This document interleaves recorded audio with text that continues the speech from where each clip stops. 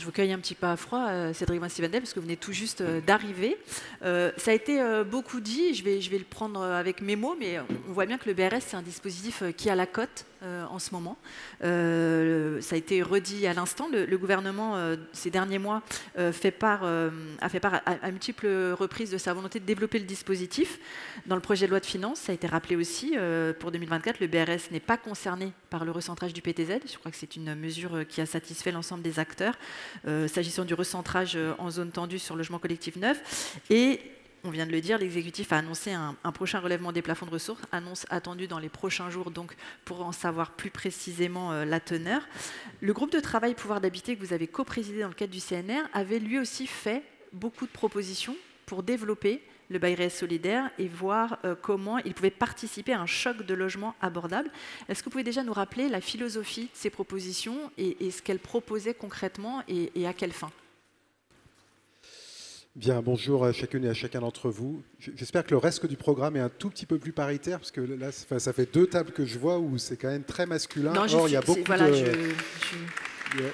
Voilà, non mais je le dis parce qu'il faut qu'on soit vigilant, et je sais que Renaud est sensible à ça, mais moi, normalement c'est le genre de truc auquel je ne participe plus quand on n'est pas deux quoi. Voilà, vraiment c'est important, et en plus c'est pas comme si on n'avait pas assez de femmes dans le secteur de l'habitat, du logement et de la promotion pour défendre nos idées. Mais je vais répondre à votre question pour autant. Globalement, ce CNR, c'était un peu le moment de la dernière chance, c'est-à-dire que le gouvernement, tardivement, se rend compte qu'il y a un problème sur le logement, que c'est un impensé total de sa politique. Il se dit, on va faire un truc, on va les réunir, ça va fonctionner. Il rajoute même le thème du logement, se rendant compte que le logement était un problème pour la population. Et nous, on a plutôt, le nous étant toutes celles et ceux qui ont travaillé dans le cadre du CNR, on s'est plutôt dit que c'était une belle opportunité. Et tout le monde a travaillé très sérieusement et beaucoup. Et je le dis parce qu'on aurait pu penser que les acteurs se feraient ça un petit peu du bout des lèvres en se disant que ça n'allait pas marcher. Or, il se trouve que moi, j'ai animé l'ensemble des séquences avec Serge Contat et que tout le monde était là, qu'on était à un très haut niveau de représentation politique et stratégique. On n'avait que les têtes de pont et soit les présidents, soit les directeurs, directrices généraux, soit les présidentes. Mais voilà, on a fait plein de propositions. À ce jour, la déception, elle est toujours très grande. Dans nos propositions, qui étaient plutôt autour de la question de l'habitat abordable financièrement, ce qu'on a essayé de pointer, c'est qu'il n'y avait pas de baguette magique et qu'il n'y avait pas de solution miracle. Donc moi, la première chose que je veux dire, c'est que le BRS, c'est indispensable, mais bien sûr, ce n'est pas ce qui va résoudre la crise du logement que nous connaissons dans ce pays. Ce serait illusoire que de s'imaginer cela.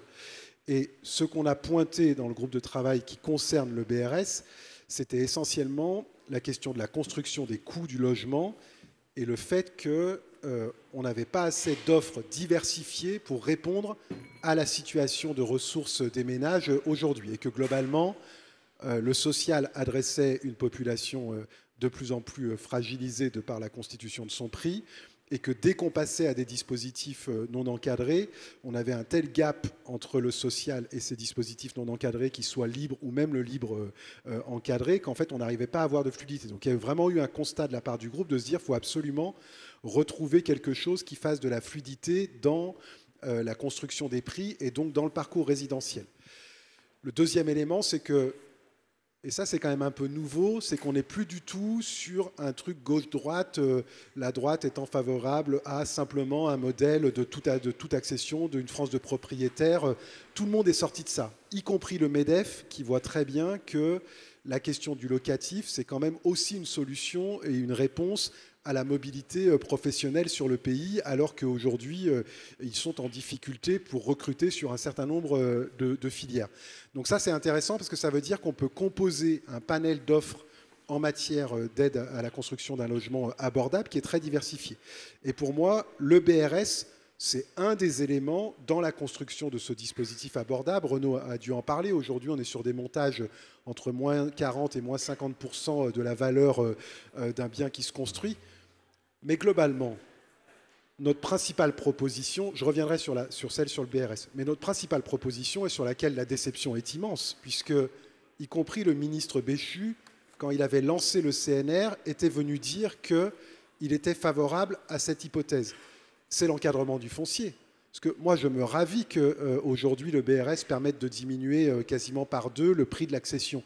Simplement, si c'est juste pour financer une augmentation inconséquente des prix du foncier, c'est quand même beaucoup d'argent public foutu en l'air pour pas grand-chose. Pardon de le dire comme ça, mais moi, c'est aussi l'analyse que j'ai. Et que si on se satisfait aujourd'hui que des propriétaires accédants achètent en BRS à 3 000 € du mètre carré, on ne peut pas se satisfaire que le prix construit derrière, ça soit 6 000 ou 7 000. Enfin, ça ne va pas tenir. Donc c'est pour ça que si je devais prioriser, pour moi, le premier enjeu, c'est la question de la régulation des prix du foncier.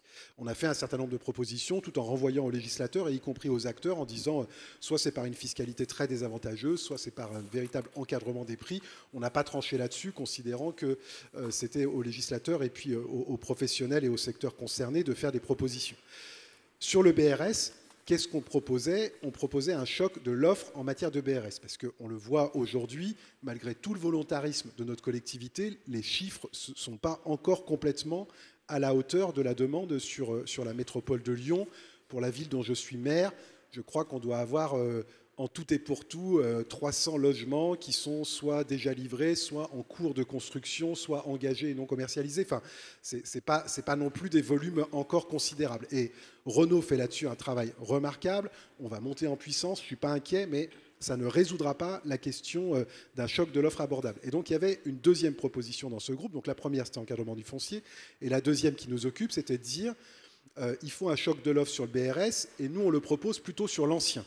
Et on le propose sur l'ancien, classé EFG, en tout cas très énergivore, en se disant, on voit bien qu'on a tout un parc de logements qui va être complètement gelé sur l'ensemble du territoire français, parce que les propriétaires n'ont pas trouvé les moyens de le financer, ou parce que certains n'ont pas envie de le faire et préfèrent spéculer pour à un moment arriver à le revendre. Et on proposait l'acquisition de 100 000 logements par un portage public, au sens un opérateur dans lequel il y a une gouvernance publique, que ce soit Action Logement, que ce soit une foncière dédiée, que ce soit des investisseurs institutionnels. Enfin, on n'avait pas non plus tranché là-dessus.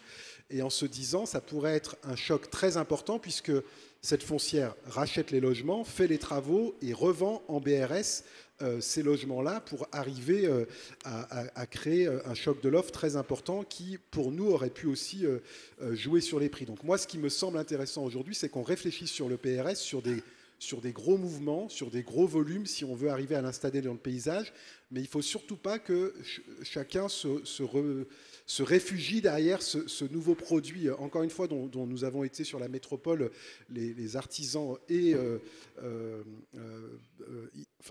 mise en place, puisque, y compris, c'est Martine Chanal, qui est dans l'équipe de Renault technicienne, qui avait participé avec Audrey Linkenel à transformer le droit européen pour arriver à ce que ça arrive en France. Donc, vraiment, on le porte très, très fort, mais il faut qu'on arrive à trouver des échelles qui fassent un élément de bascule pour que ça devienne un produit parmi plein d'autres dans un parcours résidentiel qui n'est pas un parcours ascendant. Aujourd'hui, on voit très bien que ce sont des allers-retours. Et je discutais avec la directrice de l'OFS juste en arrivant, y compris un parcours dans des vies familiales heurtées où le fait d'accéder en BRS, ça permet aussi de gérer une séparation. Même si on a été propriétaire avant, il faut que ça reste très fluide là-dessus et que surtout, je ne veux pas viser directement l'administration centrale, mais enfin... autant on peut se mettre d'accord sur le fait qu'on ne délègue pas complètement les questions des politiques de l'habitat aux autorités organisatrices, ça sera un autre débat, autant de laisser les collectivités instruire cela et gérer les publics avec lesquels ils souhaitent développer ce type de produit, ça me semble important.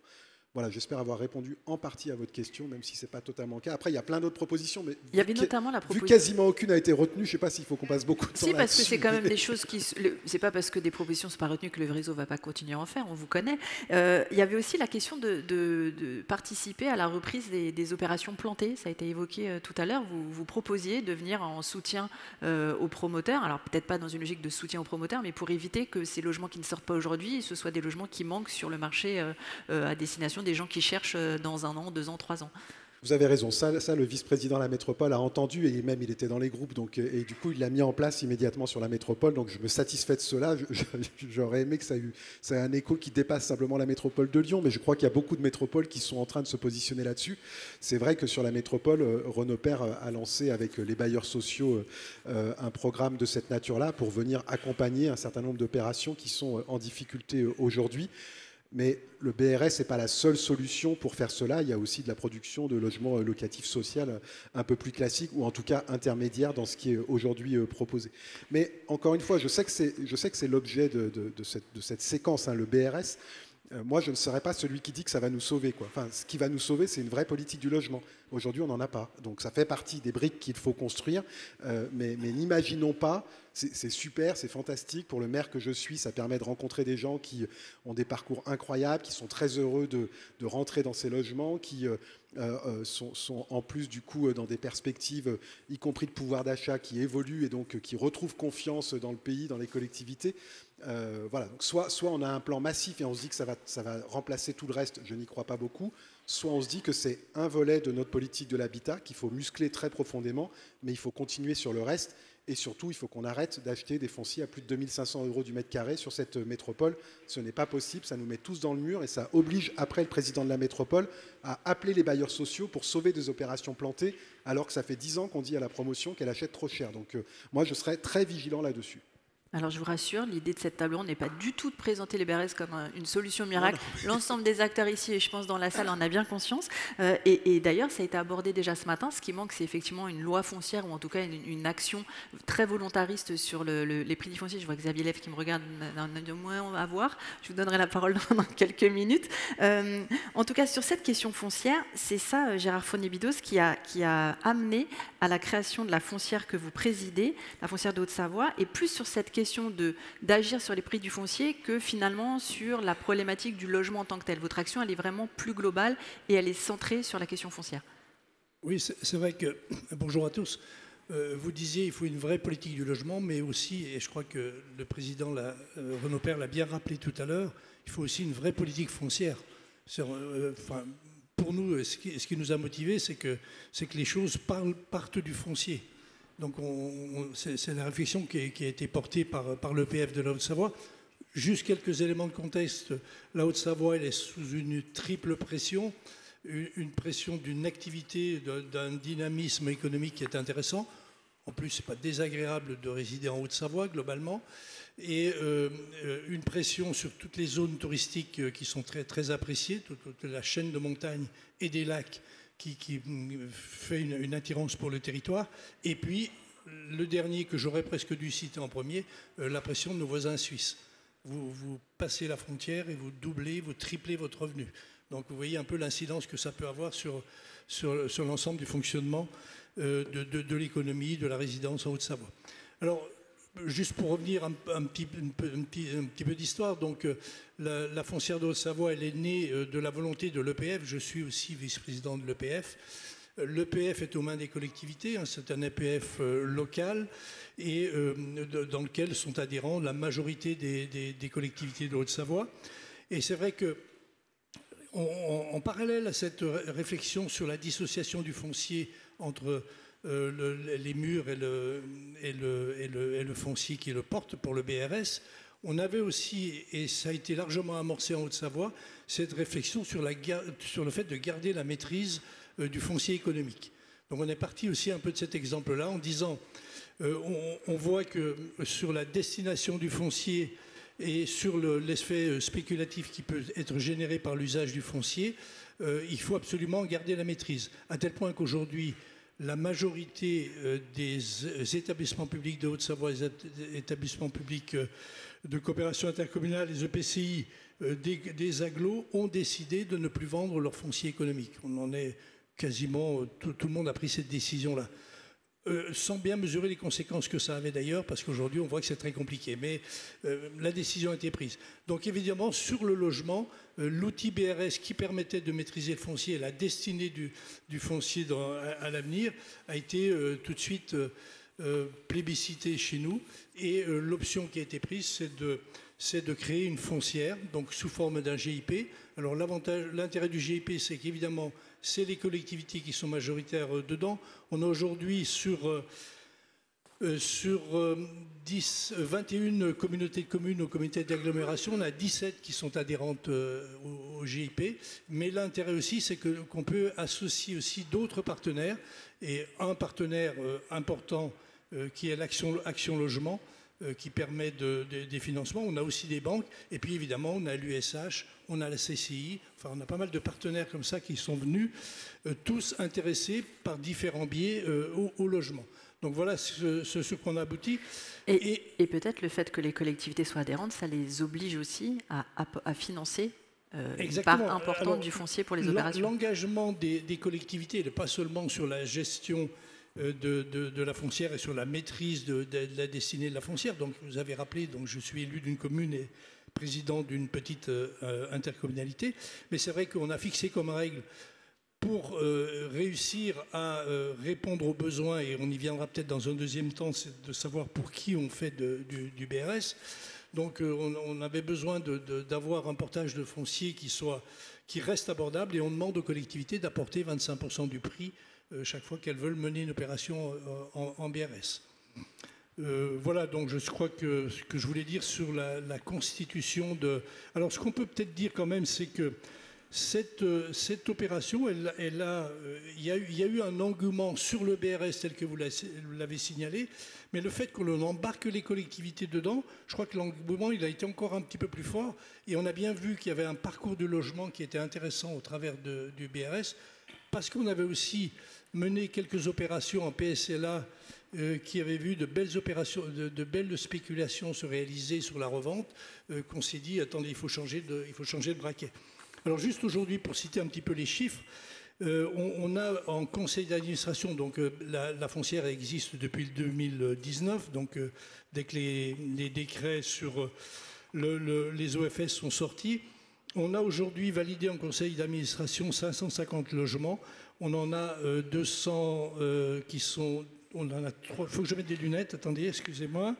On en a près de 300 qui sont en commercialisation, plus de 300 qui sont en commercialisation, et déjà de vendus 293, près de 300, et pas loin de 200 de livrés. Donc tout ça en 3 ans, je pense que... Voilà. Alors les opérations ne sont pas portées en propre par l'office, par la foncière, hein, parce que la foncière joue son rôle d'OFS. On travaille avec les opérateurs, soit les bailleurs sociaux, soit des opérateurs privés qui nous demandent de mener des opérations. Mais après, je pense que sur le contenu des produits que l'on souhaite, on pourra peut-être y revenir dans un deuxième temps. Tout à fait. Imed Robana, je le disais, vous avez repris à la volée le fauteuil qui était vacant sur cette séquence. Vous représentez le Pays Basque, où on le sait, les questions foncières sont extrêmement importantes. On connaît toute l'agitation. On sait que les habitants sont extrêmement mobilisés pour permettre que les habitants puissent rester sur le territoire et arrivent à se loger. Cette question de la régulation, vous la portez au titre du réseau également, parce que le marché ne baisse pas. Il se stabilise peut-être tout au plus dans la dernière période, mais vous appelez vous aussi à une action très volontariste. Oui, effectivement, on est sur un territoire extrêmement tendu, où le foncier est rare et cher. Et malgré la crise, on ne voit pas encore en tout cas de baisse significative dans le foncier. Par contre, et vous avez vu qu'en termes de production, la Nouvelle-Aquitaine est quand même assez bien placée. C'est aussi parce qu'on a beaucoup travaillé avec les collectivités à mettre en place, je dirais, l'environnement pour que le BRS se développe sans tomber dans les travers possibles, effectivement, puisque malheureusement, la concurrence, malgré tout, sur le foncier, peut à un moment donné se traduire par une inflation du foncier. Donc, sur l'agglomération Pays Basque, par exemple, dans le règlement d'intervention de l'agglomération, il est prévu, d'ailleurs pour le locatif et même pour le BRS, des prix plafonds de manière à ce que les promoteurs, quand ils vont voir un propriétaire privé, ils ont une sorte d'abac. Ils savent que s'il y a du locatif social ou de l'accession sociale, les prix de foncier qui peuvent proposer, sachant qu'on a associé, je ne dirais pas assez aussi, la force des servitudes de mixité qui est un élément extrêmement important. Donc quand on a des servitudes de mixité et la plupart des opérations qui sont dans le Pays Basque, nous avons 30% de locatif social, 20% de BRS et le reste en libre, voire même parfois 70%, là ça devient même extrêmement important. Mais quand vous avez des servitudes de mixité, que vous avez un ABAC avec des prix plafonds, ben finalement vous arrivez à produire du BRS et du locatif social dans des conditions relativement, sans que ça coûte trop cher à la collectivité. Et je pense qu'aujourd'hui, un peu comme les ressources naturelles, je pense que l'argent public, il faut qu'un euro investi soit bien investi avec une efficacité importante. Mais si on reste sur cette histoire d'argent public, vous regrettez finalement que les politiques qui sont mises en œuvre aujourd'hui, elles soient peut-être faites à courte vue? On peut penser au fonds vert ou au fonds friche, qui est de l'argent mis par les pouvoirs publics pour acheter des fonciers, pour les réhabiliter, pour redynamiser des zones, sans avoir cette logique anti-spéculative à l'issue. Et ça, c'est quelque chose que vous regrettez? Alors, je pense qu'Arnaud Portier aurait été mieux placé pour moi parce que je n'ai pas cette visibilité qui est EPF, par rapport à ce dispositif. Non, simplement, je pense que le fonds vert a son utilité parce qu'aujourd'hui, clairement, on a des opérations qui ont été bloquées, qui, grâce au fonds vert, sont sorties.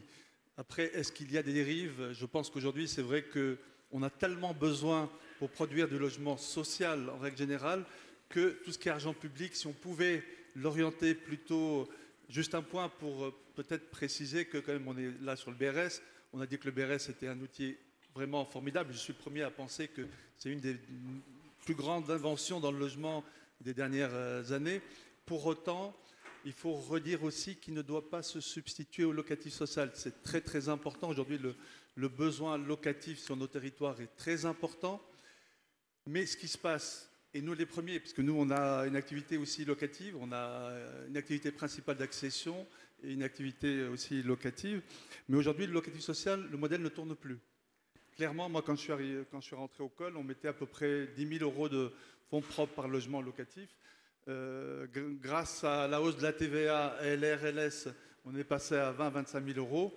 Et aujourd'hui, à cause des coûts de construction qu'on vit aujourd'hui, on est passé à 40-50 000 euros. Autant dire, c'est impossible. On produit une centaine de logements par an, on passe de 1 million de fonds propres à 4-5 millions, on ne les a pas. Donc de toute façon, on ne peut pas produire. Donc qu'est-ce qu'on fait tous, hein, enfin moi je jette la pierre à personne parce que malheureusement le modèle est ainsi fait. On divise par deux notre production. C'est ça la réalité aujourd'hui. Donc en fait, finalement aujourd'hui le BRS sur nos territoires en tout cas fonctionne. Aujourd'hui c'est pratiquement le seul outil qui permet de produire du logement abordable. Mais pour autant, je pense que l'argent public, c'est là où je dis qu'un euro investi, il faut qu'il soit mis à bon escient. Je pense qu'il faut l'orienter aujourd'hui plus vers le locatif social, plus vers les bailleurs, plus vers le BRS, que vers des opérations. Alors, encore une fois, on n'est pas dans un monde manichéen. Il y a des bons et des méchants de partout. Enfin, j'ai rien contre les promoteurs, mais aujourd'hui, il faut orienter l'argent public là où la nécessité est première, et je pense que c'est dans le logement social qu'il faut le mettre. Merci beaucoup. Cédric Van Stevendel, vous rappeliez que le CNR Logement avait fait des propositions sur cette question foncière. Notamment, vous proposiez de surtaxer la valeur ajoutée des transactions foncières et immobilières quand un bien avait pris de la valeur à la suite d'investissements publics. C'est un petit peu la suite de ce que vient de dire Imed. Ça vise à répondre à ces situations. Je sais que vous allez interroger le quatrième. Oui, c'était une des suggestions, parce qu'on n'avait pas tranché sur la question du levier fiscal ou de la réglementation, mais ça partait surtout du constat par rapport à ce que disait Imed sur l'investissement public. C'est-à-dire aujourd'hui, il y a quelque part une forme d'enrichissement sans cause. Enfin, en tout cas, c'est la lecture que peuvent en avoir les collectivités. C'est-à-dire que par le simple fait que vous développez une infrastructure de transport en commun de qualité, des services publics de qualité, on a des valeurs de foncier qui s'envolent dès qu'on en change la catégorisation, si elles deviennent constructibles ou pas, avec des culbutes de 3, 4, 5, voire 10 parfois. Et donc, à un moment, c'est pas normal que ça soit sur cette base-là que la construction des prix sur notre métropole se fasse. Et j'essaye de pas trop vous embêter avec des chiffres, mais moi, quand dans mes fonctions précédentes, donc j'ai été directeur général de l'OPAC de Villeurbanne en 2009. En 2009, on achetait le foncier public, enfin pour une opération publique, donc pour du locatif social, entre 300 et 450 euros. 450 euros, c'était la fourchette haute.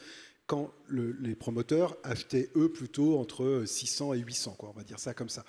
Bon, la situation aujourd'hui, en 2023, donc 13 ans, 14 ans après, c'est que Anne, j'espère que tu ne m'engueuleras pas, mais en gros, les bailleurs, ils ne peuvent plus acheter de foncier tout seuls, s'ils ne sont pas dans une opération. Anne Warsman, hein, notamment qui représente ABCHLM et qui dirige un organisme de logement social. Donc les bailleurs sociaux ne peuvent plus acheter en direct tout seuls du foncier, et la promotion privée achète à 2000 ou 2500 euros aujourd'hui sur Villeurbanne et sur Lyon. Il ne s'est rien passé en 13 ans qui permette de penser que la valeur de quelque chose a fait plus que doubler, sinon l'investissement public. Donc à un moment, ça pose un problème. Et quand en plus de cela, ça génère des politiques publiques autour de l'habitat qui mobilisent encore plus d'argent public pour solvabiliser les ménages, moi je dis qu'il y a un problème, c'est tout. Après, je n'ai pas la réponse. Et donc une de ces réponses, ce serait de dire il n'y a pas de plus-value possible aussi importante sans qu'il y ait une taxation, si c'est ça qui permet de baisser le volume des prix. Alors bien sûr, la promotion, elle dit mais vous n'avez rien compris, enfin ils ne le disent pas comme ça, mais en disant ce qu'il faut, c'est le choc de l'offre. Enfin, ça va, le choc de l'offre, ça fait 10 ans qu'on nous en parle pour voir quelle situation aujourd'hui. Donc peut-être qu'on arrête, c'est un peu comme le ruissellement. Moi, il y a deux politiques, vraiment, ça me gonfle. C'est la politique du ruissellement et c'est le choc de l'offre. Ça, c'est deux trucs où c'est bullshit. Donc on arrête. Et on se met sérieusement au travail. Oui, bien sûr, il faut une politique de l'offre pour faire diminuer la pression et surtout trouver des logements à celles et ceux qui en ont besoin. Pourquoi il y a un tel accord au moment du CNR ? D'un seul coup, le clivage gauche-droite, libéraux, pas libéraux, il ne s'est pas résolu. Hein. Simplement, à un moment, on a un intérêt commun. C'est que globalement, le fait qu'il n'y ait pas de logement aujourd'hui, ça plante tout le monde. Ça plante y compris les opérateurs qui n'arrivent plus à vendre leurs biens ou leurs services. Ça plante les employeurs parce qu'ils n'arrivent plus à trouver du monde, parce que tout le monde reste bloqué sur son logement tellement c'est compliqué d'en avoir un. Enfin, donc moi, c'est vraiment le principal reproche que je fais à ce gouvernement, c'est de ne pas avoir compris qu'il y avait là une forme d'union sacrée qui repassera peut-être pas tout de suite. Alors là, c'est en train de revenir, parce que, y compris les promoteurs, ils sont vraiment en difficulté sur un certain nombre d'opérations. Nous, ville, on ne peut pas se satisfaire de baisser de 30% notre production quand on voit la demande qu'il y a. Mais il faut retrouver cet accord où finalement plein d'intérêts convergent. Moi, ça fait plus de 20 ans que je travaille sur la question du logement. J'avais encore jamais vu autant de personnes qui étaient d'accord sur un sujet, y compris celui de la régulation du foncier.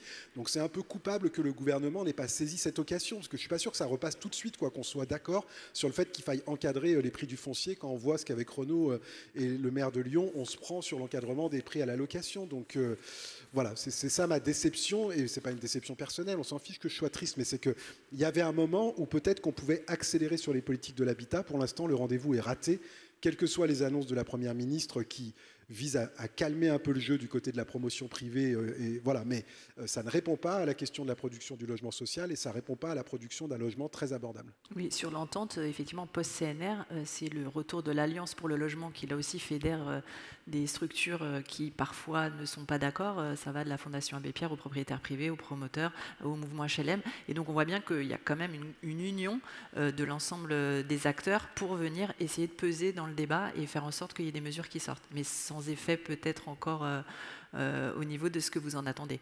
Moi, j'ai plutôt vu une première ministre qui essayait de faire en sorte de couper cette union en satisfaisant une partie des revendications et pas les autres. Même s'ils annoncent plus 1,2 milliard sur le logement social, enfin, on sait tous dans quelles conditions c'est proposé et ce n'est pas tout à fait à la hauteur ni très sérieux par rapport aux évolutions qui étaient évoquées sur 50 000 euros nécessaires. On ne parle pas des opérations de réhab en termes de fonds propres. Et voilà, donc on voit bien que ça inquiète le gouvernement et que du coup, il va avoir une politique très certainement qui va venir servir une partie des intérêts catégoriels en espérant qu'on va se séparer, mais je ne doute pas que et Véronique Bédague et Christophe Robert ne lâcheront pas l'affaire et resteront unis dans ce combat. Merci. Si on est sur une logique si on met de côté la politique foncière, parce que je pense qu'ici tout le monde est d'accord, mais ce n'est pas ici que ça va se régler. Il y a quand même cette tentation, même si le BRS n'est pas l'outil miracle, de vouloir le faire répondre à tout un tas de situations très très différentes. Vous l'avez évoqué tout à l'heure, le portage de logements de mauvaise étiquette pour les remettre sur le marché, en lien aussi avec la loi climat qui va faire que sinon ils vont en sortir. Ça a été évoqué tout à l'heure, la tentation peut-être de faire intervenir le BRS pour répondre aux situations des copropriétés dégradées. Renaud Père parlait de situations, d'activités conjoncturelles et pas structurelles. Il y a le BRS activité qui est en train de se structurer. Qu'est-ce que ça vous inspire quand même à vous, cette multiplicité d'actions pour le BRS ? D'un côté, ce n'est pas un outil miracle, et de l'autre côté, en même temps, on essaie de lui faire répondre à toutes les problématiques qui peuvent se rencontrer sur le marché. Nimed Robana, peut-être Oui, enfin moi je pense que ça fait partie C'est pour ça que je pense vraiment que le BRS est un outil fondamental qui a été créé parce qu'il va pouvoir répondre à plusieurs cas de figure et c'est surtout qu'il va cristalliser les aides publiques. On sait aujourd'hui qu'il va falloir monter en régime sur les réhabilitations, sur les acquisitions et améliorations, etc. Mais sauf que ça coûte extrêmement cher. Le problème c'est que aussi, personne ne va au bout des choses. C'est-à-dire qu'on ne sait pas, on dit les choses extrêmement vertueuses, qu'il faut faire, il faut moins construire, etc. Tout ça, c'est formidable. On a tous envie de sauver la planète, on a tous envie. Mais en même temps, qui paye au final et comment on fait? C'est à cette question qu'il faut qu'on réponde. Or, le BRS, il y a des opérations qui, sans aide publique, ne peuvent pas se faire, ne pourront pas se faire. Et donc, le BRS est là aussi pour cristalliser ces aides publiques et pour justifier qu'on puisse le faire. Donc, c'est pour ça que je pense vraiment que le BRS peut faire des interventions en copropriété, peut faire de l'acquisition amélioration, peut faire beaucoup de choses, même si, encore une fois, il faut aussi que d'autres produits se développent. Mais je pense, personnellement, moi je pense que ça fait partie d'une sorte de boîte à outils qui est à notre disposition, à la disposition des élus, à la disposition pour pouvoir produire une offre de logement abordable et qui le restera durablement. Gérard Fournier-Bidoz, vous êtes d'accord avec cette logique du BRS boîte à outils? Parce que je pense que enfin, moi je suis dans un territoire qui est encore qui est pas une métropole comme on est ici, mais à l'heure où on parle du ZAN, évidemment, il faudra des modalités d'intervention qui feront que ce sera plus sur du foncier nu où on met des opérations d'aménagement bien connues, bien maîtrisées. Donc je pense que l'outil BRS pour transformer des logements et faire une bascule qualitative peut être aussi un bon outil, mais comme le disait le collègue, à quel coût, quoi? À quel coût et avec quel financement? Donc on est là sur ces sujets-là, de trouver le financement, parce que ce qui nous importe aussi, c'est de savoir pour qui on fait du logement et pour qui on fait du BRS. Je crois que c'est aussi la question fondamentale. On n'utilise pas ce produit-là pour... on a entendu, il fallait sauver des opérations, éventuellement le BRS peut être l'outil. Fondamentalement, il n'est pas là pour ça. Donc il faut trouver tous les éléments qui permettent de répondre à l'objectif qu'on s'est fixé territorialement. Et je pense que les évolutions de la loi sur ce sujet-là, d'une compétence un peu plus affirmée des territoires sur ces questions-là, est importante pour qu'on définisse des politiques qui soient en lien avec nos types de population, avec les types d'entreprises auxquelles on veut répondre, avec les types de services pour lesquels on doit pourvoir de la ressource humaine. Donc il faut répondre à tous ces objectifs-là. Et le lien entre, j'insiste sur ce point-là, entre les collectivités qui sont à la manœuvre pour fixer ces orientations-là et les leviers d'action qu'elles peuvent utiliser me paraît indispensable. Merci. Cédric Vincier-Vadel, vous vouliez réagir? Oui, j'ai pu sembler vouloir un peu minorer la question du BRS et je veux modifier ça en fait. Ce que je ne veux pas, c'est qu'on fasse porter au BRS la réponse à la crise.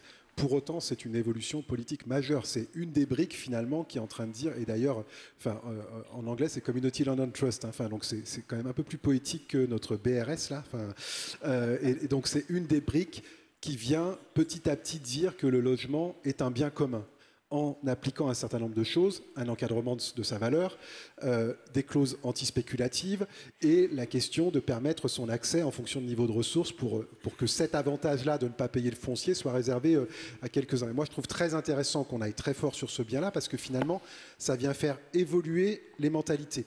On a un problème, me semble-t-il, après c'est mon analyse personnelle, mais c'est qu'on a fait porter au logement, finalement, une forme de politique assurantielle par rapport à un certain nombre d'inégalités de ressources. Et en gros, la plupart des gens qui aujourd'hui, enfin une partie, pas les multipropriétaires, mais il y a beaucoup de gens aujourd'hui qui finalement essayent d'obtenir un capital immobilier parce qu'ils savent que leur retraite va être très faible et que c'est un moyen de se sécuriser. Donc on fait porter finalement au logement et à la spéculation sur le logement une manière de sécuriser des retraites qui sont faibles aujourd'hui. Et moi je pense que ça c'est vraiment, ça fait partie des éléments qui ont quand même fait s'enflammer le marché que d'avoir un certain nombre de personnes qui, étant inquiets pour leur avenir, faisaient des stratégies d'investissement dans la pierre pour se garantir un minimum décent, n'exagérons pas, mais en tout cas pour se garantir une retraite confortable. Et il me semble que ce n'est pas une bonne idée de faire en sorte que le logement soit un bien de spéculation. On en voit le résultat aujourd'hui. Donc c'est pour ça que politiquement, c'est très intéressant, y compris de voir des jeunes ménages qui acquièrent, parce qu'il y en a quand même pas mal dans les nouveaux accédants, qui ont,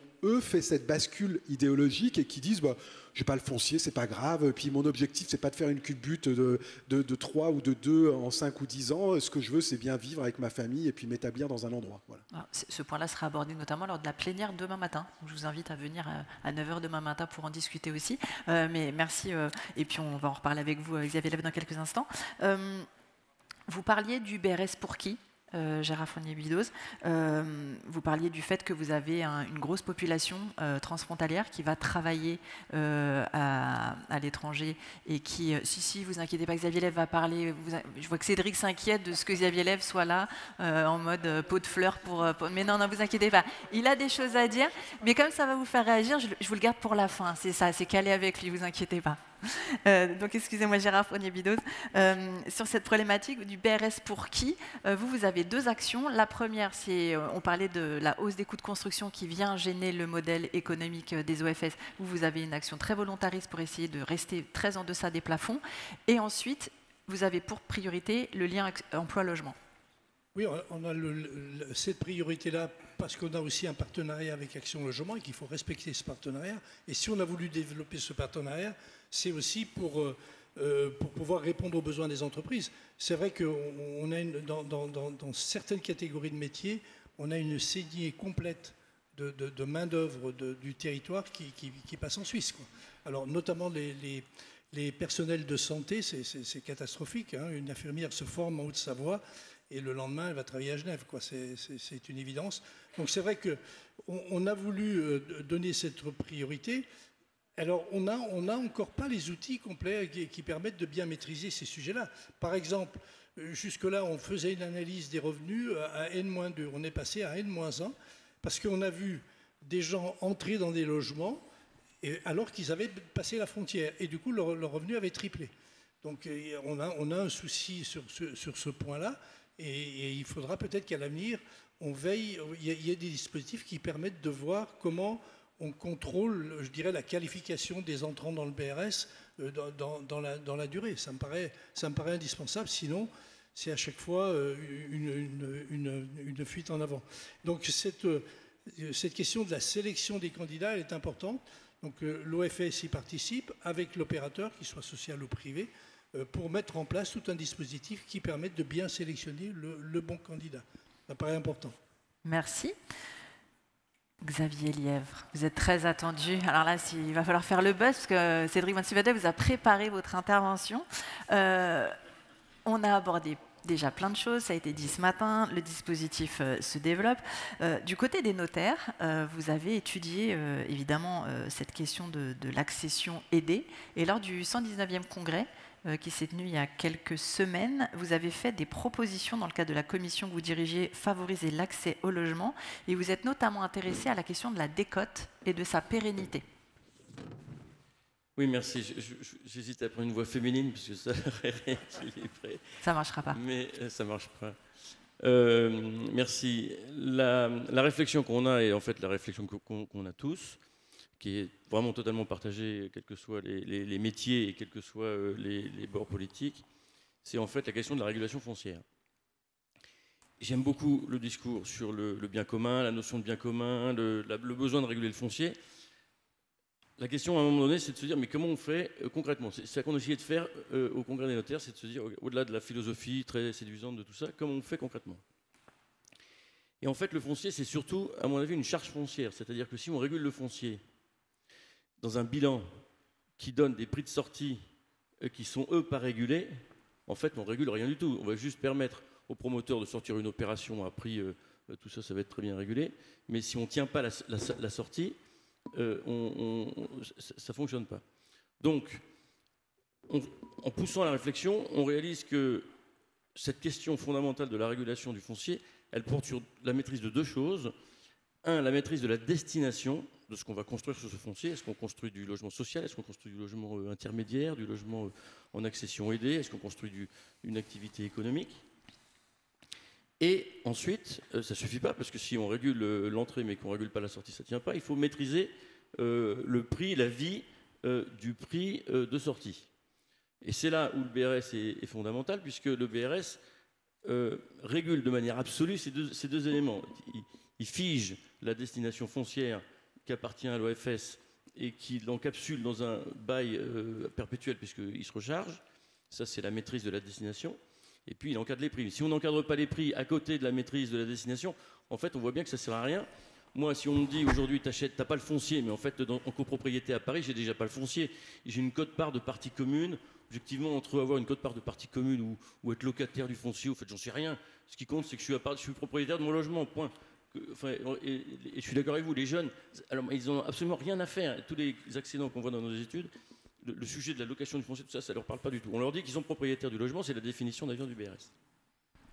Donc une fois qu'on a dit ça, et qu'on entend, ça a été redit ce matin, que le BRS n'est pas la réponse à tout, on se dit qu'il faut commencer par s'atteler à tous ces modes d'accession aidée qui sont à côté du BRS, qui doivent être manifestement requalifiés, parce qu'aujourd'hui, ça ne fonctionne pas.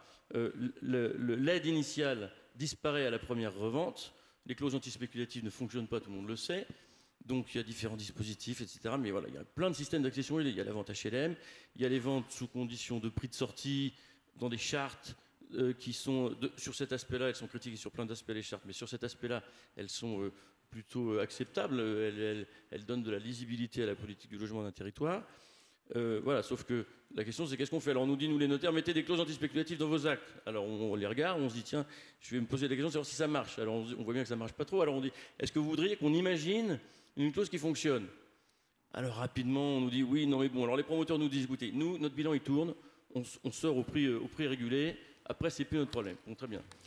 Les mairies, etc., là, on a du mal à discuter en direct sur le montage lui-même. Donc, finalement, tout le monde se moque un peu du système. On affiche des clauses antispéculatives qui sont belles et ça ne marche pas.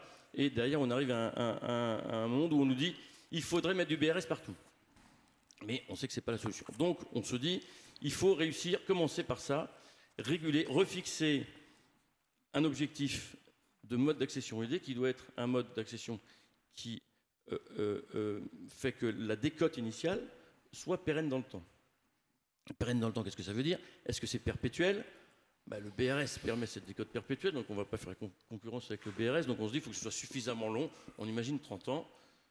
Voilà.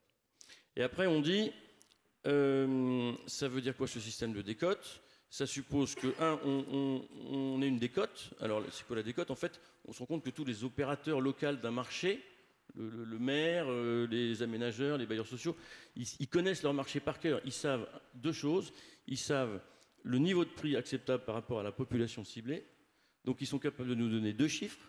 Une décote par rapport à un marché qui est un peu subjectif à ce stade. Et puis un niveau de ressources, qui n'est pas forcément d'ailleurs le PSLA. Ça peut être moins, ça pourrait être un peu plus. On voit bien qu'il y a des territoires tendus où il faudrait aller au-delà du PSLA. On a le cas de Paris, je salue l'OFS parisien qui est là. Et donc, on voit bien que... Et puis le zonage, voilà, tout le monde en parle, A bis, A, B1, B2, etc. C'est vite saturé. Et là, on se dit, mais finalement, ça tombe bien. On parle de décentralisation en ce moment. Pourquoi on ne ferait pas confiance aux opérateurs locaux? Ils connaissent leur marché, au territoire. La métropole de Lyon qui va dire, ici, la cible de prix d'un mode d'accession aidé, décoté, c'est tant. Et la population ciblée, c'est 90% du PSLA ou 110 ou 120% du PSLA, pourquoi pas. Donc, deux critères, décote de prix. Et on se dit, bon, pour la décote de prix, il faut quand même qu'on ait un référentiel objectif. Alors là, vaste sujet du référentiel. Donc, un peu de manière... en fait, on se dit, finalement, les endroits où il y a des référentiels, c'est l'observatoire des loyers. L'observatoire des loyers, on se dit, tiens, on va observer les loyers. On va mettre ça dans une grande sauce d'intelligence artificielle, d'algorithmes, de big data, tout ce qu'on veut, puis ça nous sort des chiffres par commune. On a même des ratios par commune pour le dispositif Loc-Avantage, où là c'est ultra précis, il y a un arrêté qui fait 150 pages. Je salue l'administration pour sortir des trucs aussi talentueux. Et donc, voilà, et pardon, j'en perds mon fil. Et donc, on se dit, il y a l'observatoire des prix, c'est le marché lui-même, et les notaires, on a les bases de données, c'est une obligation légale qu'on a, qui donne un résultat, ce qu'on appelle le prix médian au mètre carré par ville ou quartier, selon l'art statistique de la zone la plus pertinente. Et on se dit, bah, finalement, prenons ce prix médian au mètre carré de la commune ou du quartier comme un référentiel, et on peut imaginer que quand on nous dit 30% de décote sur cette opération, en le comparant au prix médian statistique, ça pourrait être que 10% ou 15%, j'en sais rien, mais en tout cas, ça donne un référentiel objectif au marché. Et puis ce référentiel, ce qu'on tiendrait dans le temps, c'est ce quantum de décote. C'est-à-dire qu'on dit, bah voilà, si on démarre à 30% de décote par rapport à la valeur objective du marché, bah c'est ça qu'on fixe sur la durée, sur 30 ans. Et pour éviter les effets de cliquet qu'on connaît dans les clauses antispéculatives, où on nous dit pendant 5 ans c'est 100% de restitution, puis après c'est 0, il faut faire une sortie en sifflet pour lisser le système, où vous réduisez la décote d'un 30e par an si votre dispositif dure 30 ans, ou d'un 50e si vous décidez, compte tenu de votre PLH local, de faire un dispositif plus long et de le réduire et de le fixer sur 50 ans. Donc voilà, donc l'idée c'était ça, c'était de se dire, avant de parler du BRS, il faut requalifier tous les modes d'accession aidés en faisant un dispositif légal qui fixe, qui le définit, c'est-à-dire c'est un dispositif qui est d'initiative publique ou parapublique, c'est-à-dire les communes, les aménageurs, tous les établissements publics, les OFS, voilà, tous ces organismes qui sont à l'initiative d'opérations de production de logements ou qui sont à l'initiative de leur mise sur le marché de logements anciens, sont capables de définir ces décotes, de définir ces plafonds de ressources. Et s'ils veulent le faire de manière pérenne, ils feront du BRS. S'ils ne veulent pas le faire de manière pérenne, ils feront ce dispositif qui aura le mérite d'être légal et qui aura aussi le mérite de contraindre la destination avec le système dans les PLU, où on peut, dans les PLU, contraindre une quantité de logements sociaux, une quantité de logements intermédiaires et aussi une quantité de logements qui seraient assujettis à ce dispositif. Donc ça, c'est le point de départ de la réflexion, c'est de se dire, voilà, pour maîtriser le foncier, il faut maîtriser la sortie. Pour maîtriser la sortie, il faut un dispositif qui fonctionne, qui dure longtemps et qu'on ne rend pas pérenne parce qu'on a le BRS qui est déjà un outil formidable. Et puis après, la question c'est, est-ce qu'il faut que ce dispositif, dans un souci de cohérence et de logique globale, parce qu'on aime bien les choses cohérentes et logiques globales, est-ce qu'il faut faire entrer le BRS dans ce même dispositif, c'est-à-dire fixation locale du plafonnement et fixation locale des ressources. On se dit, ben, finalement, il n'y a pas de raison que le BRS ne rentre pas aussi dans ce système où c'est le territoire qui connaît son marché et ses contraintes. Et après, ça pose la question de est-ce qu'il faut que le plafond du BRS soit un plafond avec ce système de décote qui, en fait, donc est connecté au marché à travers la statistique du prix médian au mètre carré du territoire, ou est-ce qu'il faut que ce soit un prix qui soit déconnecté du marché, comme aujourd'hui, avec le système de indice?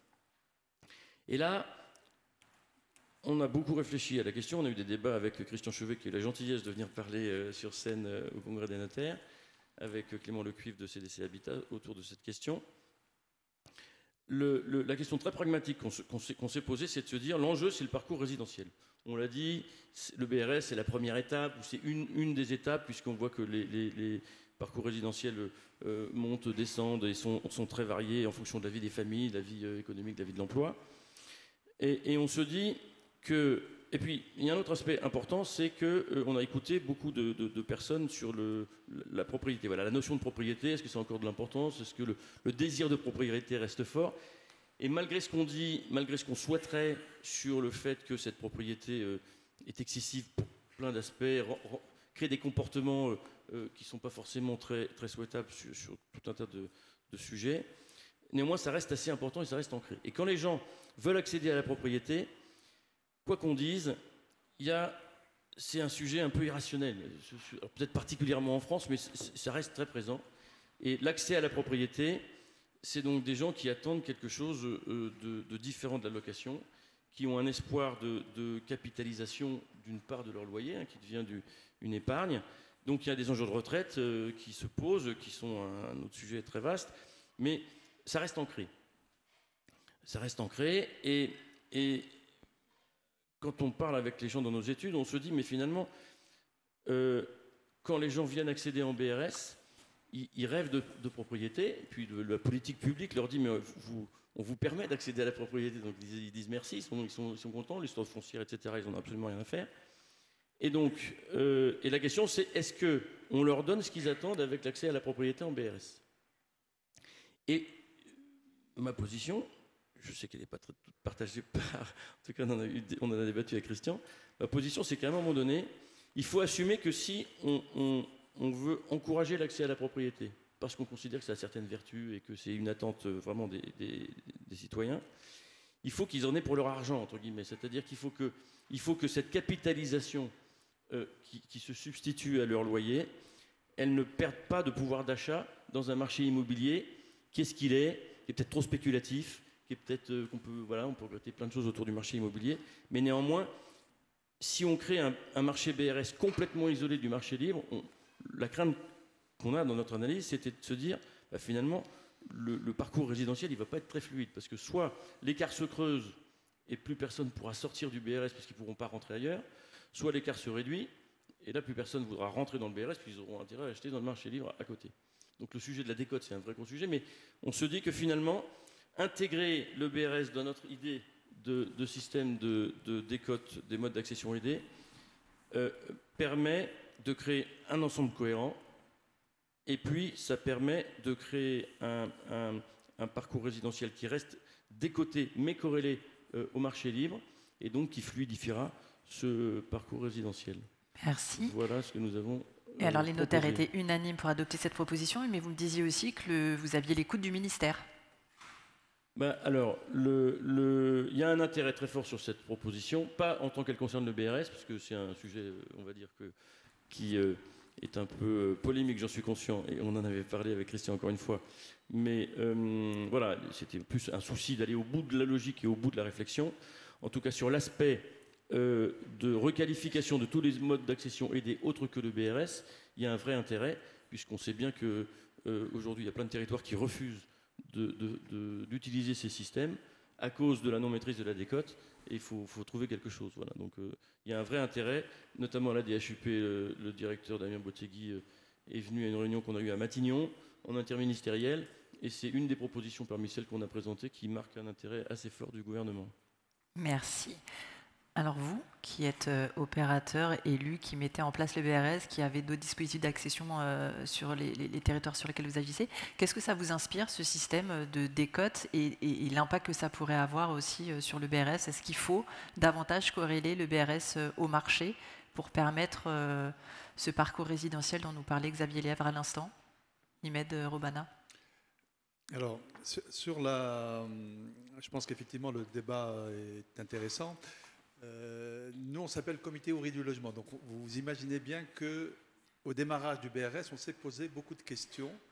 Pourquoi? Parce qu'on est pauvre, qu'on a des revenus moyens ou modestes, on n'a pas le droit de faire des plus-values comme tout le monde. C'est quand même un sujet, en fait. Et pour nous, ça n'a pas été facile de passer le cap pour se dire, surtout sur un territoire où, je dirais, la spéculation, le dernier record, on a une maison qu'on a vendue il y a 15 ans à 150 000 euros qui vient de se revendre à 820 000 euros.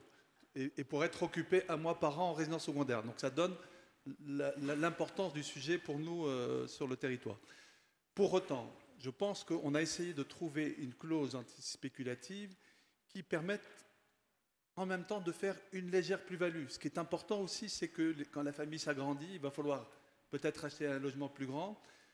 Voilà, donc on a prévu une clause anti-spéculative qui permette à ce que, au bout de 10 ans, si effectivement il y a un peu d'apport, de plus en plus les banques maintenant demandent des apports un peu plus importants, il y a un amortissement du prêt, au bout de 10 ans, je pense qu'il y a capacité à pouvoir vendre à un prix, et pour cette raison, on a pris par exemple l'indice du coût de la construction, on rajoute la cuisine équipée, etc. Enfin, l'idée étant de trouver un moyen terme. Alors, je ne sais pas si on a répondu à votre objection, mais en tout cas, l'idée, c'est de faire en sorte que le BRS ne soit pas une sorte de logement dans lequel on ne peut pas sortir, en fait. Hein. Et donc, pouvoir malgré tout rebondir dans la vie, pour nous, c'était important. Merci. Gérard Fournier-Bidos, même question. Est-ce que cette proposition vous inspire? Est-ce que vous la jugez utile, notamment sur votre territoire où on sait qu'il y a des gros écarts de... La spéculation est un vrai sujet. Et je veux dire, les opportunités de spéculation, On a bien vu d'ailleurs, la carte était intéressante de tout à l'heure, de voir où le BRS se développait. Il y avait cette fameuse diagonale du vide au milieu, où évidemment il n'y a pas besoin de BRS parce que les prix du logement sont plus qu'abordables, mais est-ce que les gens ont les revenus en face, c'est une autre question. Et puis il n'y a pas peu de sujets sur la spéculation parce que revendre un logement, je ne citerai pas de territoire, mais voilà, on sait ce qui se passe. Bon, chez nous, qu'il y ait des clauses spéculatives, pour moi, la logique, elle est toute simple. Si je mets un sou d'argent public, pour moi, la spéculation n'a plus rien à faire là-dedans. Enfin, c'est aussi simple que ça, quoi. Je veux dire, à partir du moment où il faut qu'on fasse un effort pour permettre aux gens de se loger, eh bien, la collectivité le fait pour que les gens se logent et pas pour patrimonialiser.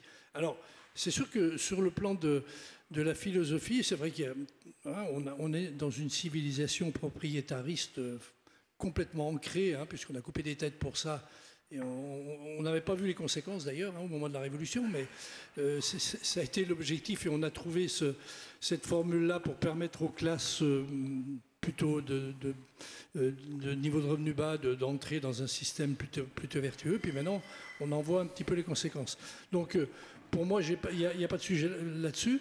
Par contre, c'est vrai que la proposition nous intéresse parce que c'est vrai qu'avec le BRS, avec les encadrements qui sont fixés et qui sont quand même fixés avec des niveaux et des barèmes qui restent nationaux, on a peut-être besoin d'autres types de produits.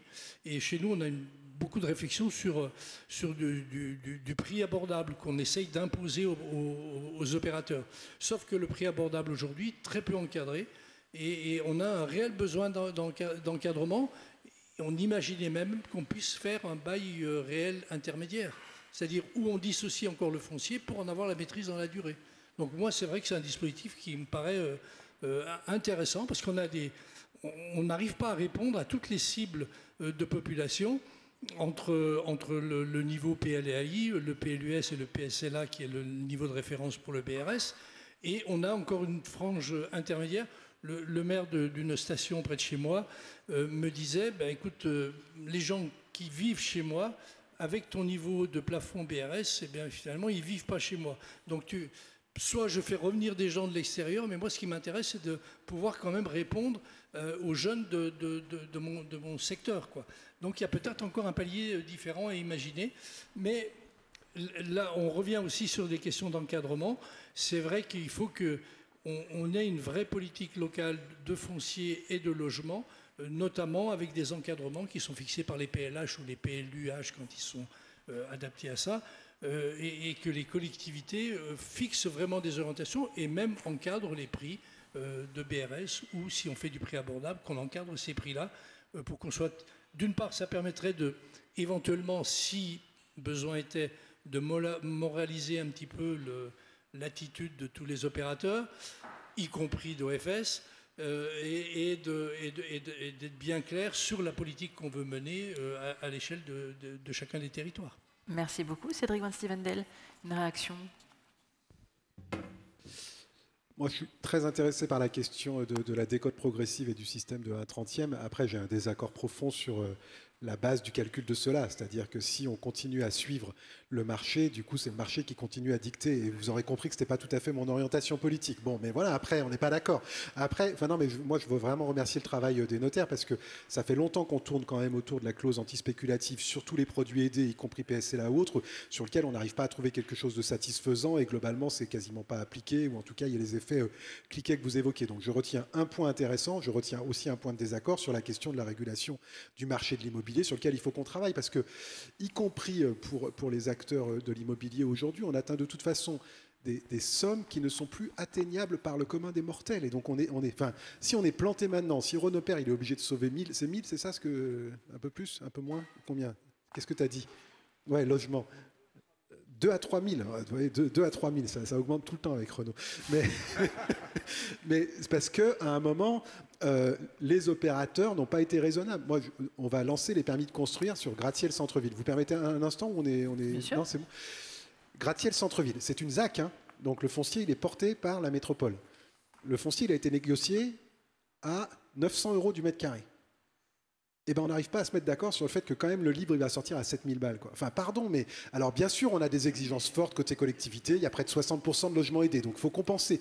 Mais globalement, à un moment, et en plus, c'est tendu, et ils reviennent nous voir pour dire qu'en fait, il faudrait vendre encore plus cher que ça. Enfin, donc à un moment, cette question du marché, alors moi, je n'ai pas encore basculé complètement du côté de la collectivisation totale des sols. Mais à un moment, ça pourrait arriver quand même. Hein, parce que si on ne trouve pas un terrain sérieux... Non, mais je le dis, parce que des fois on dit plus on vieillit, plus on est à droite. En fait, moi, je suis à un chemin inverse. Donc, et donc, je dis qu'il faut qu'on trouve un moyen de répondre pour être très sérieux quand même. Enfin, à la demande de logement des Françaises et des Français, et j'ai rien contre la propriété, je pense que c'est un des fondamentaux de notre République. Ensuite, si jamais on voulait en changer, il faut qu'on se prépare un peu hein, quand même. Mais là, aujourd'hui, on marche sur la tête sur cette question de la dérégulation du prix du logement. Et pour moi, dans la constitution de ce prix, il y a la question du foncier, sur lequel je ne vois pas encore comment votre proposition répond. Mais en tout cas, il y a un bel effort sur la question de la clause antispéculative. Maintenant, il faut qu'on se mette d'accord sur le référentiel. Mais le référentiel, ça ne peut pas être l'analyse des prix de vente, parce que ça, c'est le marché. Et moi, ça ne me va pas complètement, en tout cas pour des opérations publiques. Merci beaucoup. Alors, comme vous le savez, ces journées, c'est l'occasion d'échanger, de témoigner. Ce n'est pas uniquement 5 personnes, 4 personnes, a fortiori 4 hommes sur une tribune qui viennent dispenser la bonne parole.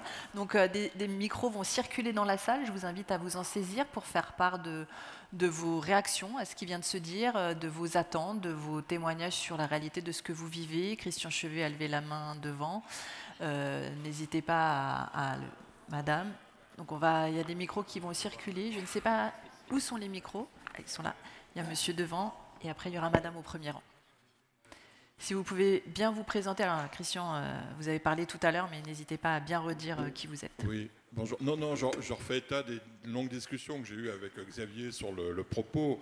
Et là, ma position était celle de Cédric, finalement, en disant surtout pas se raccrocher au marché.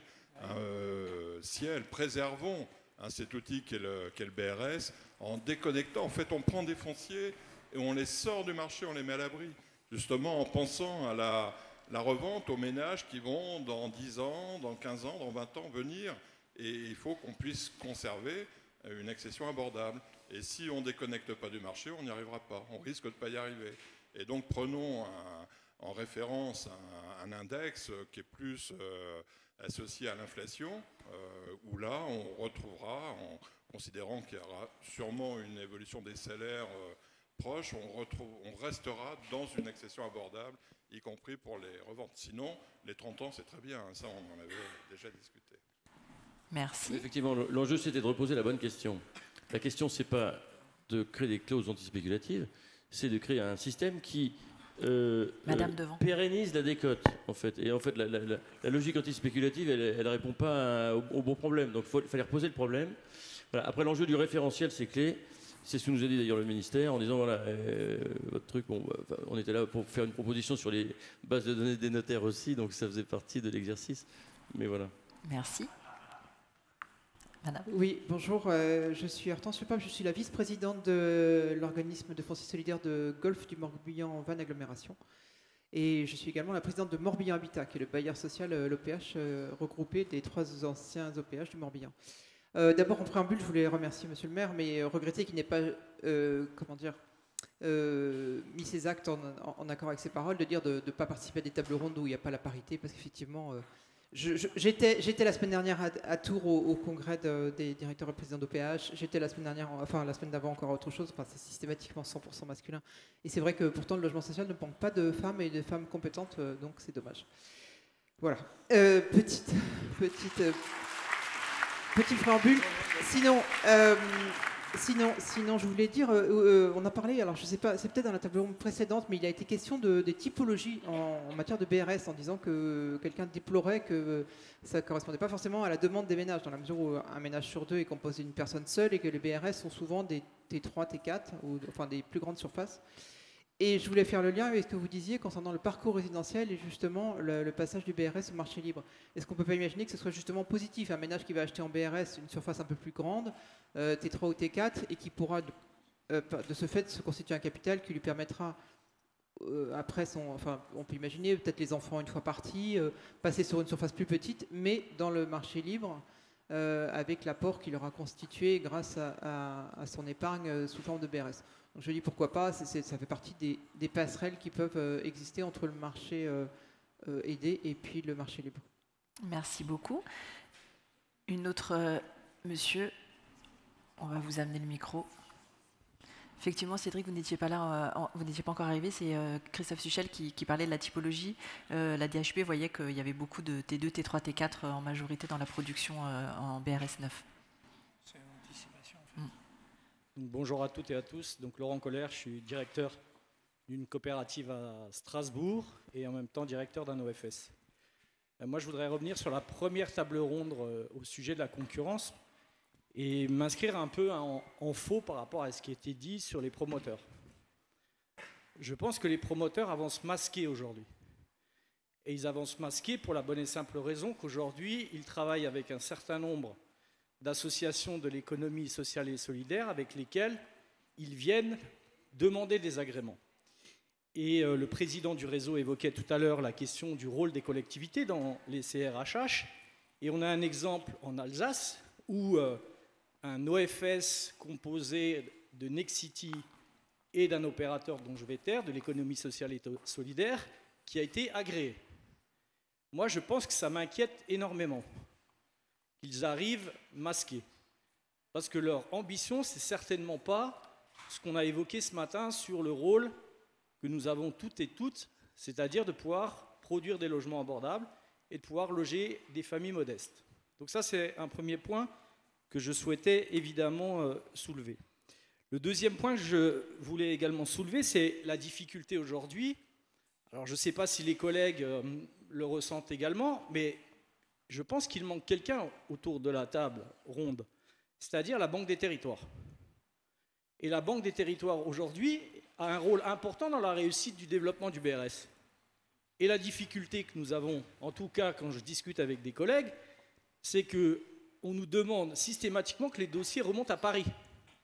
Et ils ne sont pas traités, en tout cas au niveau alsacien, sur la difficulté que nous avons aujourd'hui d'un certain nombre de demandes. Et je suis ravi, en tout cas, qu'il y a eu, à travers les chiffres clés, des opérations qui sont réalisées en B2, mais peut-être que le zonage qui va venir va peut-être régler un certain nombre de situations, mais on se rend compte aussi que la Banque des Territoires doit peut-être aussi être un acteur important à nos côtés, et on parlait évidemment du PTZ BRS, mais peut-être que aussi, à un moment donné, la Banque des Territoires, qui se fait le garant du financement du logement social, a peut-être aussi un rôle à imaginer dans le financement des opérations BRS, au-delà purement et simplement du prêt Gaïa. Et on avait évoqué, je me souviens à une certaine époque, la possibilité, pourquoi pas, d'apporter des prêts aux acquéreurs. Alors certes, on nous dit souvent que ce n'est pas dans l'esprit de la Banque des Territoires, mais je pense qu'il est important en tout cas de pouvoir imaginer des solutions novatrices qui permettraient évidemment à ce que la Banque des Territoires puisse jouer un rôle. Voilà les différentes remarques que je souhaitais apporter dans cette contribution de table ronde. Merci. Maître Urbana, je crois que vous voulez prendre la parole. Juste sur la Banque des Territoires, je vous rappelle qu'il y a une plénière à 17h30 avec l'ensemble des partenaires. Il y aura Pierre Laurent de la Banque des Territoires. Ce sera notamment l'occasion de lui faire part de votre remarque. Alors, sur les promoteurs, bon, je ne souhaite pas forcément rentrer dans une polémique, même si je pense que c'est un dispositif qui est tellement important qu'il faut éviter les dérives. Donc, voilà, peut-être qu'il y a des promoteurs qui peuvent ne pas faire dériver l'outil, mais en tout cas, je pense que c'est important de produire plus de BRS, mais de manière la plus éthique possible. Pour l'autre point, c'était par rapport à... Excusez-moi, j'ai perdu le fil. Sur l'intervention de monsieur, sur la Banque des Territoires. Excusez-moi. Je suis navré, c'est un peu l'émotion. La Banque des Territoires. Je sais que tu es ému. Moi, je voudrais vraiment... Enfin, je pense qu'il ne faut pas qu'on se trompe de combat. La Banque des Territoires, s'il n'y avait pas la Banque des Territoires, le BRS n'existerait pas. Clairement, enfin, et Dieu sait si on a pour nos opérations aussi, mais ils apprennent avec nous l'accession. La Banque des Territoires, aujourd'hui, était plutôt sur le locatif social. Donc, On est en train d'acculturer avec eux, et pour tout vous dire, pour l'instant, nous n'avons pas eu d'opération qui n'a pas été accompagnée par la Banque des Territoires. Le premier projet qu'on a livré était en zone C à Espelette. Donc ça veut bien dire que, voilà, on peut travailler. Je pense que probablement il va falloir accélérer un petit peu. Il y a la Banque des Territoires. Action Logement aussi intervient au niveau du BRS. Je pense qu'on a des outils aujourd'hui qui sont uniques quand même. Avoir des prêts sur 60 ans, voire 80 ans, ça n'existe nulle part ailleurs. Donc faisons attention à ne pas casser quelque chose. Le modèle du logement social en France est quand même extrêmement, enfin presque unique en fait. Et donc je pense qu'il faut, voilà, qu'on les accompagne, qu'on travaille avec eux pour que notamment ils puissent intervenir en B2 et C. Aujourd'hui, le zonage ne correspond pas à l'attention réelle. Et donc là-dessus, je pense qu'il faut qu'on progresse et qu'on avance. Mais de grâce, s'il vous plaît, je pense que la Banque des Territoires est une banque importante pour notre modèle et je pense qu'il faut qu'on le préserve. Merci. Est-ce que Cécile Lagman? Bonjour, Cécile Lagman, directrice générale de la COP foncière OFS francilien, donc présidée par Christian Chevet.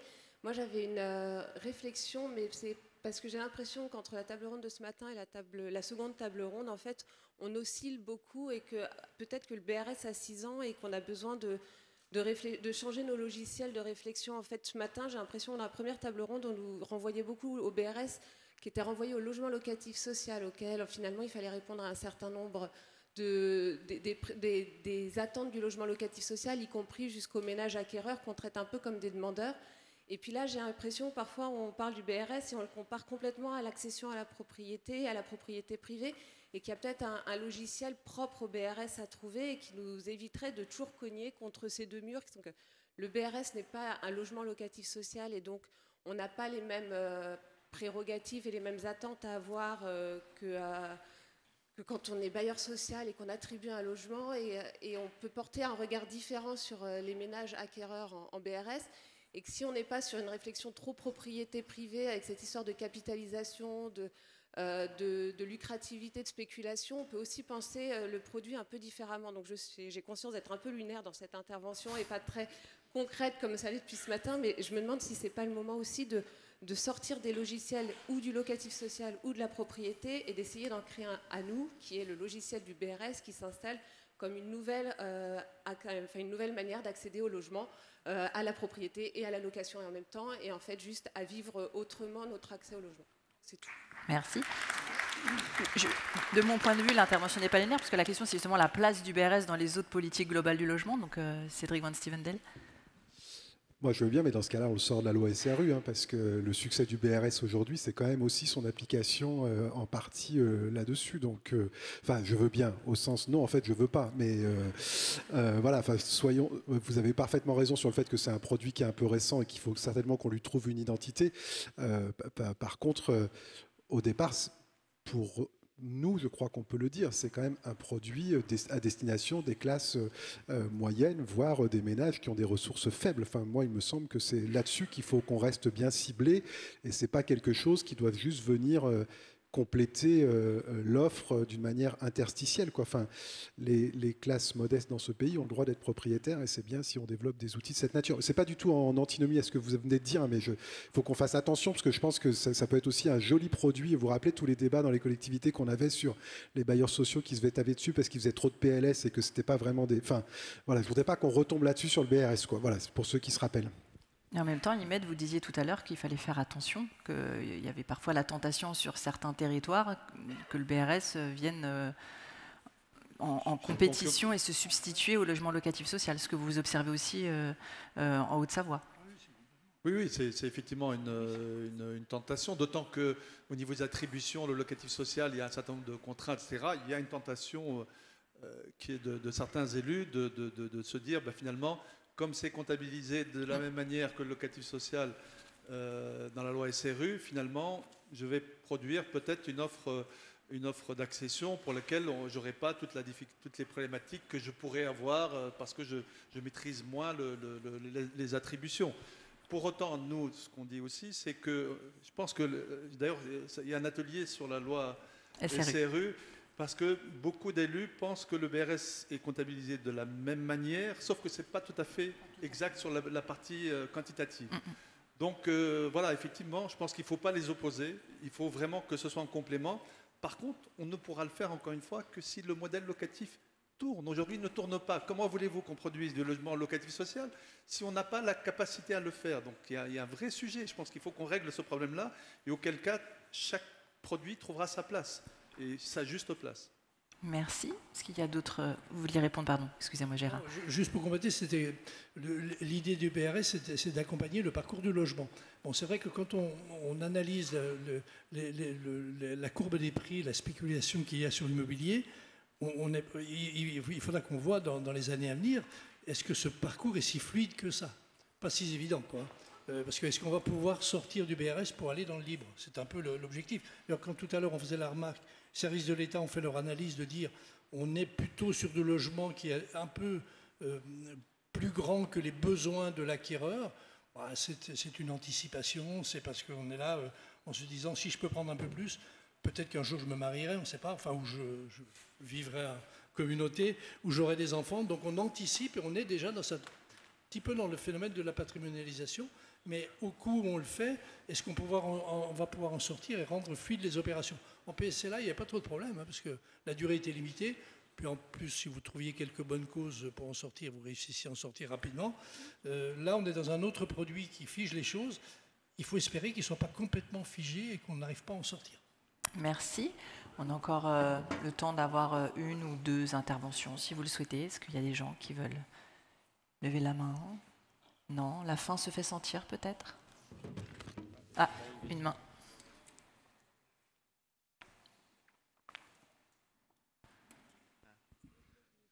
Ouais, je vais me lever. Bonjour, Patrick Sibéras, je suis directeur général d'une coopérative HLM en Bretagne et je suis vice-président d'un OFS sur le Pays Malouin. Alors, comment dire, c'était extrêmement intéressant ce qui a été dit. Moi, je voudrais juste rebondir, effectivement, parce que c'est le débat de fond. Le BRS en tant que tel, il montre beaucoup de vertus. Néanmoins, c'est vrai qu'il ne faut pas oublier ce qui a été dit tout à l'heure, je pense qu'il est vraiment fondamental, qui est la question globalement de la régulation du marché. Et c'est là où effectivement je suis un peu en désaccord avec Monsieur Lelièvre, je crois que c'est votre nom, plutôt en accord avec Cédric Van Sivendel. C'est parce que les références au marché, elles sont quand même hyper dangereuses. Sinon, on est en mode sparadrap, quoi. C'est-à-dire que le BRS, il vient des fois, et on l'a souvent soulevé comme étant une résolution de la crise, sur ce qu'il sera un bout du produit de la chaîne, du logement, mais surtout pas les références au marché. C'est comme, de temps en temps, je ne veux pas taper sur la Caisse des dépôts, et tu as raison, Imed, parce que ça a été constitutif de la politique du logement social en France. Néanmoins, quand j'entends qu'il y a une différenciation d'appréciation des opérateurs, parce qu'il y a des qualités de signature, c'est ce que dit la Caisse, il y a des opérateurs qui ont des qualités de signature différentes d'autres. On a bien une appréciation différente de la Caisse des dépôts.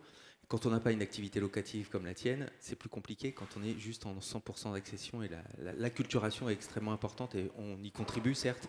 Mais c'est vrai que c'est difficile parfois sur cette question-là. Par ailleurs, ça renvoie à la question de la financiarisation du logement social. C'est là que je dis que tout est un tout et la politique du logement, elle ne peut s'apprécier, ou la politique d'habitat, qu'à l'aune de toutes les autres politiques.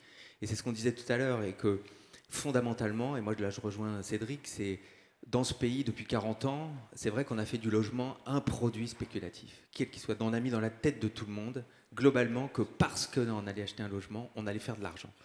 Nos retraites, les enfants, je ne sais pas quelle autre manière, en tout cas, on allait faire une culbute. Ça devenait une référence. Rappelez-vous les banques, au moment du cellier et encore aujourd'hui, qui vous disent vous ne voulez pas payer d'impôts, achetez un logement. À un moment donné, ça renvoie quand même à une question fondamentale politique de dire pourquoi c'est un problème de payer des impôts à un moment donné dans ce pays. Et après, on assèche complètement tout l'autre dispositif de solidarité autour du logement. Et moi, qui me pose un grave problème, parce qu'aujourd'hui, effectivement, quand on dit, et Imed, il a raison, pour remettre, le logement est une chaîne, elle est brisée aujourd'hui. Elle est brisée parce que les organismes locatifs, ils sont dans une seringue qui les met dans une position d'assèchement de leur modèle. Et même, et on en parle sur le foncier, puisqu'aujourd'hui des organismes HLM ont récupéré, y compris du foncier, tout le monde dit ZAN, etc., il faut qu'on regarde le foncier, les opérateurs HLM ont des fonciers, ils sont en train de se dire, il faut qu'on le valorise. Donc on rentre aussi dans un dispositif de spéculation immobilière sur le foncier qui est à valoriser. Nous on discute avec les opérateurs qui disent mais attention, moi dans mon bilan d'aménagement, si je baisse le prix du foncier, ça met en difficulté mon opération globale. Donc il faut qu'on réfléchisse tout ça et qu'on articule bien ce politique, mais surtout qu'on remette, je pense, objectivement de l'argent public là où devrait y en avoir, c'est-à-dire pour réguler, parce qu'il y a un moment donné, on a un triptyque fiscalité, subvention, exonération. Il faut qu'on reparle de l'ensemble de ce dispositif pour améliorer la problématique de l'accès au logement et du logement abordable en France. Merci. Est-ce qu'il y a une dernière main qui se lèverait? Non. Je vais juste répondre parce que il ne faudrait pas focaliser sur le système de la décote à cause du référentiel qui a été proposé, qui est un sujet sur lequel effectivement on n'a pas travaillé parce qu'on n'a pas la capacité en tant que notaire de travailler sur un sujet aussi complexe que ça. Donc on s'est concentré sur un processus de pérennisation des décotes qui suppose de fixer un quantum de décote qu'on a imaginé en pourcentage par rapport à un référentiel. Voilà. Je pense que le concept reste... Enfin, n'est pas remis en cause par le débat qu'on a sur le référentiel. Il faut, à mon avis, garder l'idée du concept. C'est pour ça que je me permets de reprendre la parole pour pas qu'on regarde cette idée, peut-être un peu faux débat de la référence, enfin vrai débat, pardon, mais faux enjeu autour du sujet.